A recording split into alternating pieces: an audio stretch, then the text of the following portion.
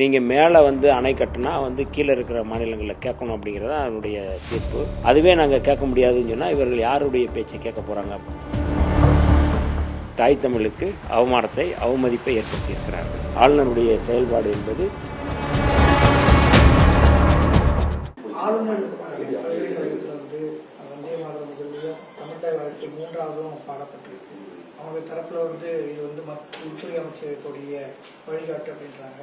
தமிழக அரசு சபா அமைச்சர்கள் அந்த நிகழ்ச்சியில் பங்கேற்கல புறக்கணிச்சிருக்கோம். தமிழ்தாய் வாழ்த்து இந்த விவகாரத்தை நீங்க எப்படி பார்க்குறீங்க?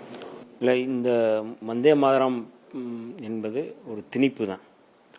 புரட்சியாளர் அம்பேத்கர் யாத்து கொடுத்த அரசியலமைப்பு சட்டத்துக்கு எதிராக பாஜக, ஆர்எஸ்எஸ், சங் பரிவார அமைப்புகள் கட்டமைக்க முயற்சி செய்கிறார்கள். ஜவஹர்லால் நேரு அவர்கள் இருந்த காலத்திலேயே அன்றைக்கு இது தொடர்பான விவாதம் நடைபெற்றது. அரசியல் நிர்ணய சபையில் நடைபெற்றது. அதில் வந்து ரவீந்திரநாத் தாகூர் எழுதிய ஜனகணமன பாடல் தேசிய கீதமா அல்லது பங்கிம் சந்திர சாட்டர்ஜி எழுதிய வந்தே மாதரம் தேசிய கீதமா என்று விவாதிக்கப்பட்டது. அந்த விவாதத்தில் நிறைவாக ஒரு குழு போடப்பட்டது. அந்த குழுவின் அடிப்படையில் இறுதியாக முடிவெடுக்கப்பட்டது ரவீந்திரநாத் தாகூர் எழுதிய தேசிய கீதம் தான் வந்து அந்த ஜனகணமன தான் தேசிய கீதம் என்று முடிவு செய்யப்பட்டது.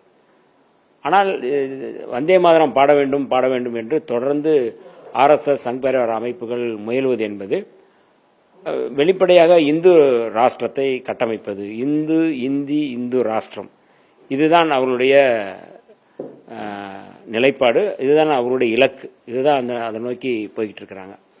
அப்போ இது இப்படி வந்தே மாதரம் திணிப்பது என்பது புரட்சியாளர் அம்பேத்கர் யாத்து கொடுத்த அரசியலமைப்பு சட்டத்துக்கே எதிரானது. 1882 ஆனந்த மடம்ங்கிற நாவலில் தான் வந்து இந்த பங்கிம் சந்திர சாட்டர்ஜி வந்து இந்த பாடலை எழுதுகிறாரு. இந்த பாடல் வந்து வைணவ சன்னியாசிகள் இஸ்லாமிய குடியிருப்புக்குள் புகுந்து தாக்குதல் நடத்திய பாடிய பாடல். அந்த பாடலை பாடக்கூடாது என்பதுதான் பலர் சொன்னது. அது இஸ்லாமியர்களுக்கு எதிராக இருக்கு. அதாவது இந்து மத கடவுள்களை வந்து இந்தியாவாகவே வந்து சித்தரிக்கிறாங்க, ஒரு வெறுப்பு அரசியலை முன்வைக்கிறாங்க அப்படிங்கிறது அதில் வந்து எல்லோரும் விவாதிக்கப்பட்டது அல்லது அதற்கு எதிர்ப்பு தெரிவிக்கப்பட்டது. அதான் நடந்தது. ஆக இந்த பின்னணியிலிருந்து முதல் பத்தியை மட்டும் பாடலாம், பிற்பகுதியான பத்திகளை பாடக்கூடாது என்றுதான் எல்லோரும் முடிவு செய்யப்பட்டது. ஆனால் அதெல்லாம் மீறி இன்றைக்கு அதை கொண்டு வந்திருக்கிறார்கள். ஒரு அரசாணை பிறப்பித்திருக்கிறார்கள். உள்துறை அமைச்சகம் அதை கொண்டு வந்திருக்கிறது. நாடாளுமன்றத்தில் சட்டம் கொண்டு வர முயற்சி செய்கிறார்கள். இந்த சூழலில் தான் இன்றைக்கு மனோன்மணியம் சுந்தரனார் பல்கலைக்கழகத்தில் வந்து அன்னை தமிழுக்கு, தாய் தமிழுக்கு அவமானத்தை அவமதிப்பை ஏற்படுத்தி இருக்கிறார்கள். தமிழ்தாய் எழுதிய மனோன்மணியம் சுந்தரனார் அவருடைய பெயரில் இயங்கக்கூடிய பல்கலைக்கழகத்துக்கே இந்த அவமதிப்பை ஏற்படுத்துவது என்பது அருவருக்கத்தக்கது. அது வந்து ஏற்புடையதல்ல, கண்டனத்துக்குரியது. ஆளுநருடைய செயல்பாடுகள் தமிழ்நாட்டுக்கு எதிராகவும் தமிழ் மொழிக்கு எதிராகவும் தமிழருக்கு எதிராகவும் இருக்கிறது என்பதை தான் நாம் வந்து சுட்டிக்காட்டுகின்றோம். மத்திய அமைச்சர், நீர்வளத்துறை அமைச்சர் காவிரி விவகாரத்தில் தமிழ்நாடு அரசை கேட்டு நாங்கள் அங்கே காவிரியில் குறுக்க அணை கட்டுவதற்கான ஒப்புதல் கேட்க வேண்டிய அவசியமே இல்லை, உச்சநீதிமன்றத்தோட தீர்ப்புகள் அப்படி இல்லைன்னு சொல்லி மத்திய ஜல்சக்தித்துறை அமைச்சர் பூஷன் தெரிவிச்சிருக்காரு நேற்று. அதை எப்படி பார்க்குறீங்க? தமிழ்நாடு நாங்கள் கேட்க வேண்டிய அவசியம் இல்லை, சுப்ரீம் கோர்ட் சொல்லலை அப்படின்றத ஒரு அமைச்சர் சொல்றதை எப்படி பார்க்கணும்? இல்லை, இதுதான் நாம் வந்து சொல்றது. அவர்கள் வந்து தொடர்ந்து தமிழ்நாட்டுக்கும் தமிழ்நாட்டு மக்களுக்கும் அவர்கள் எதிராக செயல்படுகிறார்கள். தமிழ்நாட்டை வந்து அவர்கள் வந்து ஒரு வஞ்சனை போக்கோடு அவர்கள் செயல்படுகிறார்கள். இதுதான் ஒற்றை உதாரணம். ஏற்கனவே உச்சநீதிமன்றம் இருக்கின்றது. உச்சநீதிமன்றத்தின் தீர்ப்பின் அடிப்படையில் தான் நம்ம வந்து சொல்கிறோம். நீங்கள் மேலே வந்து அணை கட்டினா வந்து கீழே இருக்கிற மாநிலங்களில் கேட்கணும் அப்படிங்கிறது தான் அதனுடைய தீர்ப்பு. அதுவே நாங்கள் கேட்க முடியாதுன்னு சொன்னால் இவர்கள் யாருடைய பேச்சை கேட்க போகிறாங்க அப்படிங்கிறத நம்ம இல்லை. அதுதான் நீங்கள் இது எல்லாமே நீங்கள் வந்து இப்போ நீங்கள் வந்தே மாதரம் கூட வந்து இல்லைதான், சட்டத்தில் எதுவுமே இல்லை. இப்போ இவங்களை திணிப்பது தானே. இவர்கள் எந்த அரசியலமைப்பு சட்டத்தையே மதிக்காதவர்கள் நீதிமன்ற தீர்ப்பை மதிக்கப் போகிறார்களா? தமிழ்நாட்டினுடைய தீர்மானம் என்பது வெளிப்படையானது.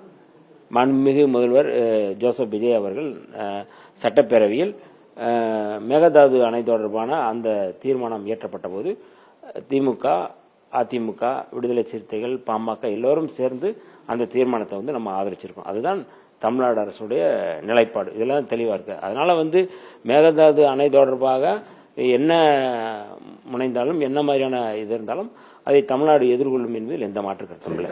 தமிழ்நாட்டுல வந்து தங்களால வெல்ல முடியல, கர்நாடகாவில் தங்களால வெல்ல முடியும் அப்படின்ற காரணத்துக்காக இப்படியான ஒரு முடிவுக்கு மத்திய அரசு நடந்திருக்கு. இல்ல, ஒன்றிய பாஜக அரசு எப்போதுமே வந்து இந்த பாகுபாட்டை, மொழி பாகுபாட்டை, மாநில பாகுபாட்டை, இன பாகுபாட்டை, ஜாதி பாகுபாட்டை, மத பாகுபாட்டை தொடர்ந்து அவர்கள் மேற்கொண்டுதான் வருவார்கள். ஆனால் பேசுவது வந்து தேசபக்தி, பேசுவது வந்து ஒரே நாடு ஒரே மொழி என்கிற முழக்கத்தை முன்வைப்பார்கள். அதற்கு உள்ளே இருக்கின்ற முழக்கம் என்பது பிரிவினைவாதம் தான். அதனால் அவருடைய முழக்கம், பார்வை எல்லாமே வந்து அரசியலமைப்பு சட்டத்துக்கே எதிராகத்தான் அவர்கள் இருக்கிறது என்பதை தான் நாம் புரிந்து கொள்ள வேண்டும்.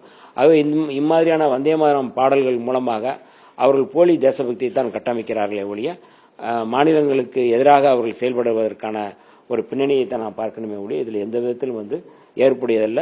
ஆளுநருடைய செயல்பாடு என்பது ஒட்டுமொத்தமான தமிழ்நாட்டுக்கே தலைக்குனிவாகத்தான் நான் பார்க்கிறேன். காவிரி விவகாரத்தில் தமிழ்நாடு முதலமைச்சர் கர்நாடகா செல்லக்கூடாது, இது வந்து சுப்ரீம் கோர்ட்டோட தீர்ப்பெல்லாம் டிஸ்டர்ப் பண்ணும், இது பேச்சுவார்த்தையில் போய் பேசினா தப்பாயிரும் சொல்லி முன்னாள் அமைச்சர் துரைமுருகன், மு.க. ஸ்டாலின் கூட பலரும் பேசுறாங்க.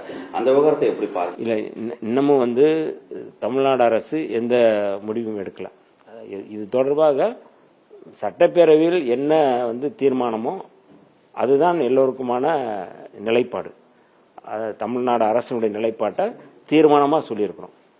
இப்போ அதற்கடுத்த நடவடிக்கைகள் அது எல்லாமே முதல்வர் அலுவலகம் வந்து வழிகாட்டும், சொல்லும். இல்லை, அதுதான், அது குறித்து வந்து நீங்கள் வந்து மாநில முதல்வர் அலுவலகம் வந்து சொல்லுமே ஒழிய அதற்கு பிறகுதான் நாங்கள் எதுவும் கருத்து சொல்ல முடியும். நாங்கள் இதில் வந்து எந்த கருத்து சொல்வதற்கு இல்லை.